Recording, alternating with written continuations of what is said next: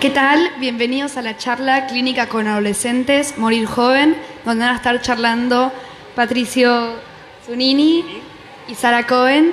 Les quería recordar a los que nos están mirando por streaming que debajo del video vamos a dejar un link donde pueden ingresar para recibir la agenda y al mismo tiempo participar de un sorteo por un smartphone, así que lo disfruten.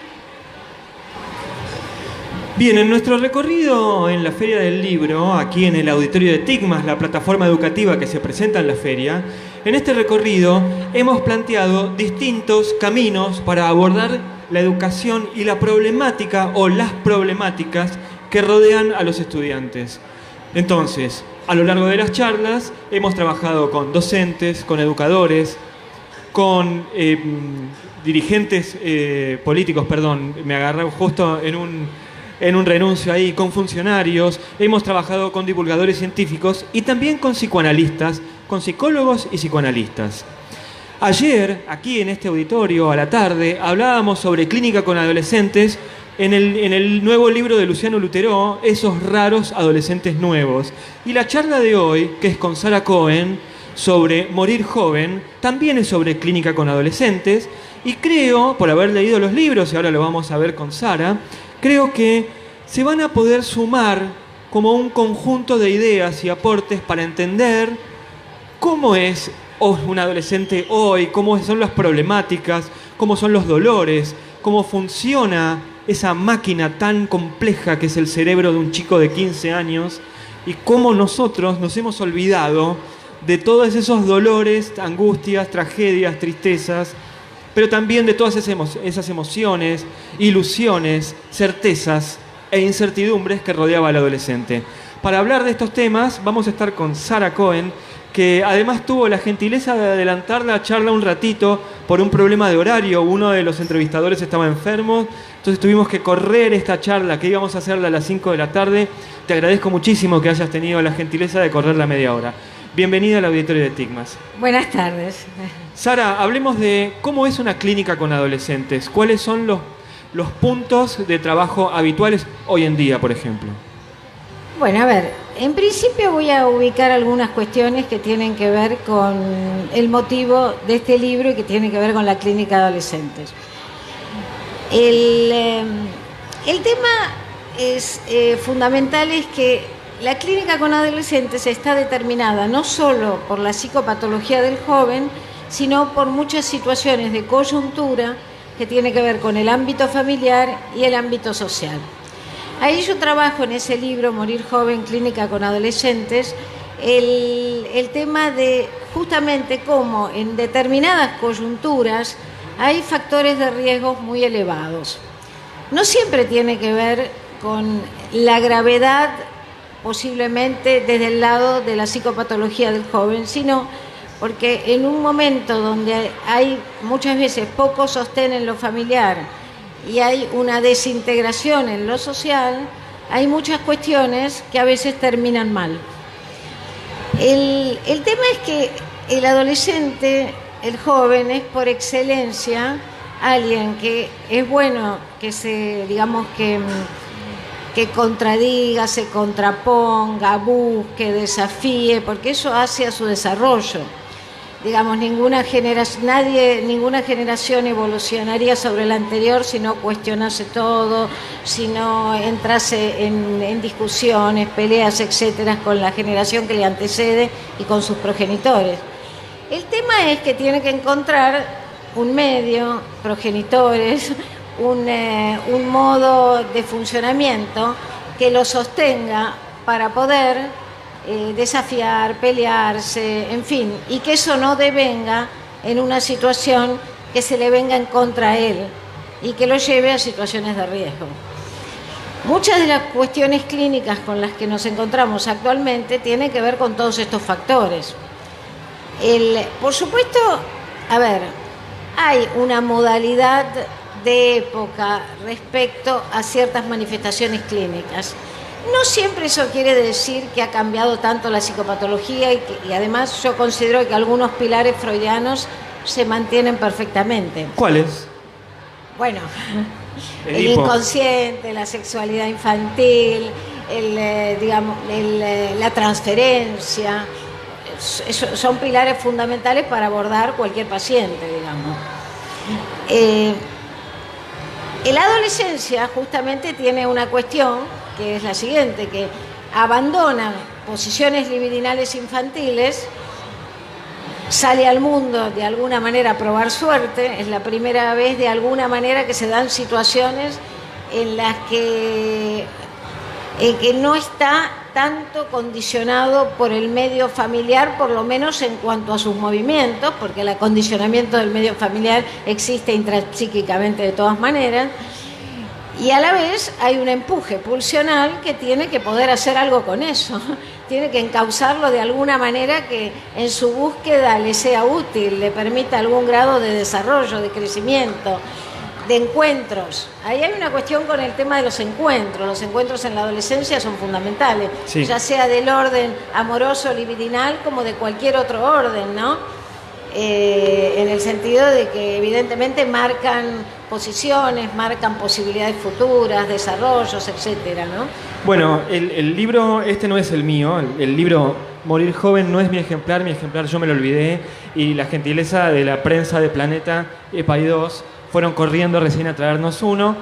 Yo tenía varios subrayados, pero vos hablas del capítulo de Encuentro, Tragedia y Destino, y contás sobre los simulacros de suicidio. Claro, el tema es, a ver, nosotros hay una dificultad que es la siguiente. Cualquier llamado hay que escucharlo. No quiere decir que siempre un joven esté dispuesto a llevar a cabo un suicidio, por ejemplo, pero cualquier llamado hay que tenerlo en cuenta porque cualquier lucecita de alarma que se prende puede configurar en el tiempo. Es como el cuento del pastor y las ovejas y el lobo, o sea, llamó muchas veces, iban del pueblo para ver qué pasaba, digamos, si había venido el lobo. Bueno, cuando verdaderamente vino el lobo, llamó y nadie acudió porque... a ver, el tema es que nosotros tenemos que escuchar qué pasa con cada joven.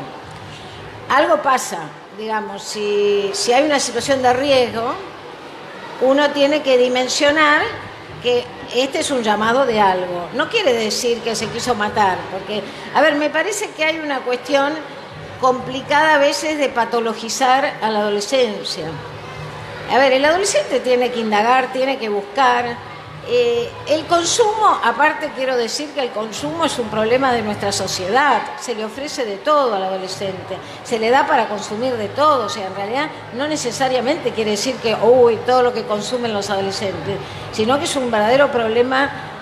A ver, nuestra sociedad tiende a tratar de evitar cualquier situación que inquiete, que genere angustia, que genere preocupación, o sea, hay una cuestión de calmar todo rápido, o sea, de hecho, hay mucha gente que se administra a sí mismo psicofármacos para calmar una situación dolorosa, para no vivir angustia, y en realidad un poco de inquietud, angustia, interrogación, y que no cierre lo que pasa, se requiere para poder pensar. Entonces, en realidad, el modelo del consumo de todo tipo, digamos, el consumo que se puede volver problemático, no tiene que ver necesariamente con el adolescente, que se lo patologiza mucho, sino más bien con toda una sociedad, digamos. ¿Cómo es una consulta típica? ¿Cómo es la dinámica de una consulta típica con un adolescente? A ver, no hay consultas típicas. Es verdad que con los niños y con los adolescentes, pero también un poco menos, en general los que acuden son los padres, consultando por algún sufrimiento, algún malestar, alguna sintomatología. Tenés que hablar un poco más cerca del micrófono. Concurren por una sintomatología, algún malestar, algún padecimiento del joven. Son pocos, hay unos cuantos que piden ellos mismos.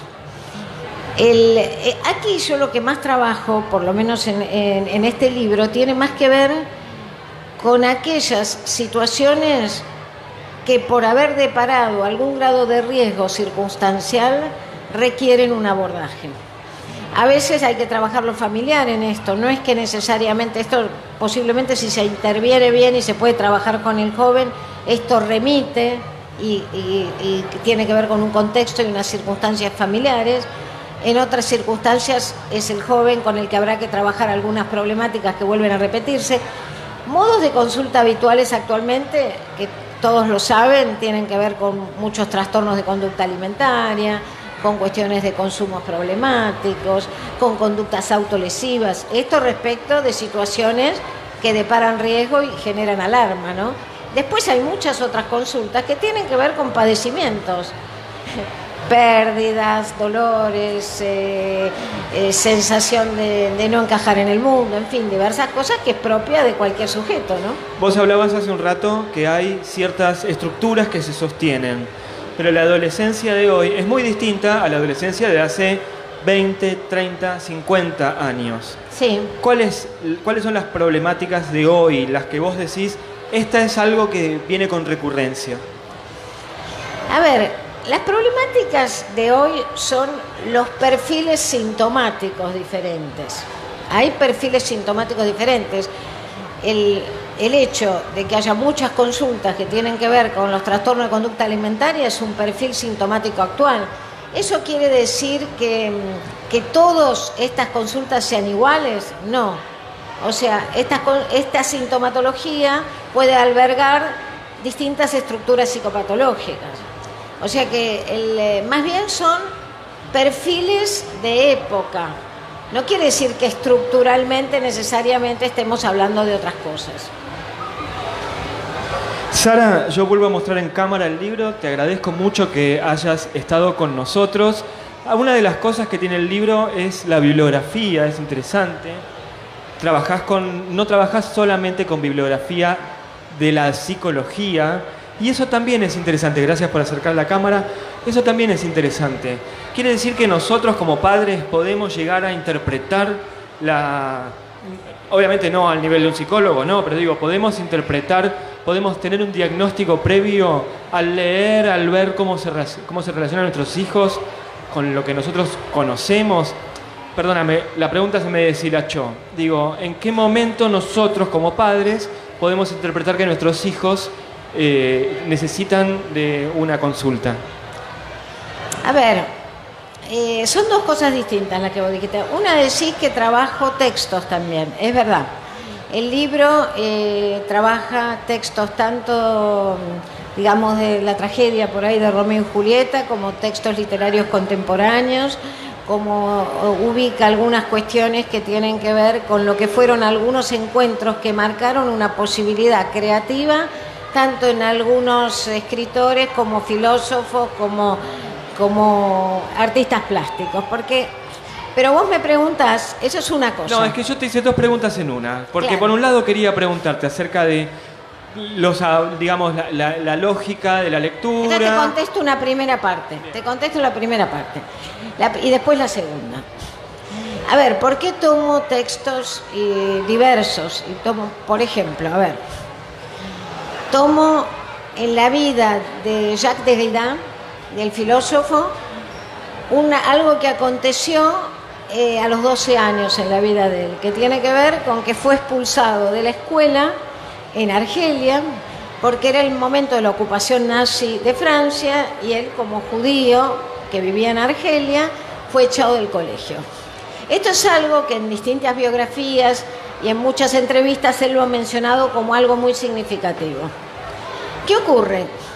Él, cuando le acontece esta situación, al ser expulsado del colegio, los padres lo quieren agrupar con la comunidad judía. Él dice que la palabra comunidad es algo que para él no entra, que él no puede admitir, no le cierran la palabra comunidad. O sea que él ya lo habían echado de un lugar y a la vez sentía que no podía pertenecer al grupo de la comunidad judía.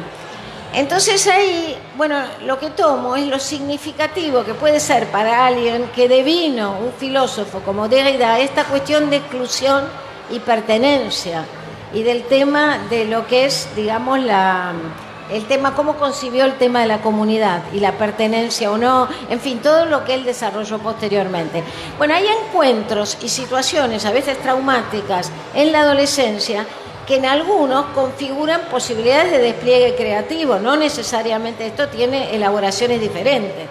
Ahora voy a la segunda parte, a la otra parte. La segunda pregunta era, yo mezclé dos porque te hice una y en el medio hice otra. Bueno, la segunda es, los papás, nosotros, ¿cómo nos damos cuenta? ¿Cuáles son los síntomas que deberíamos mirar para saber si nuestros hijos necesitan ir a una consulta? Bueno, a ver, son circunstancias diferentes, ustedes lo saben todos, que cambia mucho lo que es la infancia y lo que es la adolescencia. Cualquier situación que depare sufrimiento, obviamente hay que escucharla y tenerla en cuenta. Cualquier cuestión sintomática que uno ve que hay un comportamiento diferente a lo que venía haciendo este jovencito o que uno ve que le pasa, obviamente requiere una consulta. En realidad los pibes hacen saber lo que les pasa, o porque están irritables y enojados, o porque generan un aislamiento, o porque están desbordados en algo y no lo pueden manejar. Bueno, eso requiere escuchar qué le pasa. Con los chicos trabajamos obviamente con el juego para ver qué le pasa. Con los adolescentes ya les escuchamos todo y vemos a borbotones cómo ocurren cosas, y también hay que escuchar claramente el discurso de los padres, porque la interrelación entre esto que traen los jóvenes y el discurso de los padres es algo que da la riqueza para entender en esta dinámica que está ocurriendo. Sara, ahora sí, te agradezco muchísimo que hayas pasado por el auditorio de Tigmas. El libro, lo vuelvo a mostrar una vez más, se llama Morir joven y, como decía, creo que se puede leer muy en relación con el libro de Luciano Lutero, Esos raros adolescentes nuevos, que además salió por la misma colección. Muchas gracias por estar con nosotros. Muchas gracias. Gracias. Gracias.